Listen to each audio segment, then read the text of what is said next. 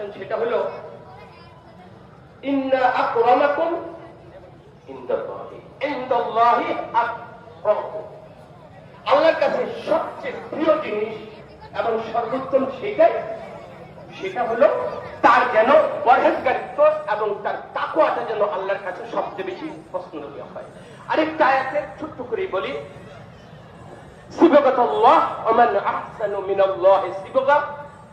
আমরা আল্লাহর রঙে যেন আমরা রঙ্গিত হই, এবং আল্লাহর রঙে রঙ্গিত হওয়াটা মানে হলো এই তাকওয়ার মধ্যে দিয়ে উস্তাদজি যা বললেন, আমাদের জীবনের নামাজ, রোজা, হজ, যাকাত সামাজিকভাবে, রাষ্ট্রীয়ভাবে আমরা যেন প্রতিটা জায়গায় এক এবং নেক থাকার যে প্রতিশ্রুতিটা উস্তাদজি নিলেন, আমাদের আমলের মধ্যে যেন আল্লাহ তাআলা আমরা সেইভাবেই আমাদেরকে নিজেদেরকে আমরা প্রস্তুতি রাখি, এবং আমাদের যে আখিরাতমুখী জিন্দেগির জন্য আমরা প্রস্তুতি নেই, সেই জিন্দেগি করার জন্য দুনিয়াবি হালতে আমরা কেউ কাউকে প্রতিহিংসা না করি, কেউ কাউকে কষ্ট না দেই, কার উপর জুলুম না করি, হক এবং হালালের উপর আমাদের জিন্দেগিটাকে আমরা যদি ইস্তেকামতের সহিত ওয়াদা করি, সেইটাই হবে আজকের ঈদের জামাতের সবার জন্য প্রস্তুতি। ও আখিরি দাওয়ানা আলহামদুলিল্লাহি রাব্বিল আলামিন।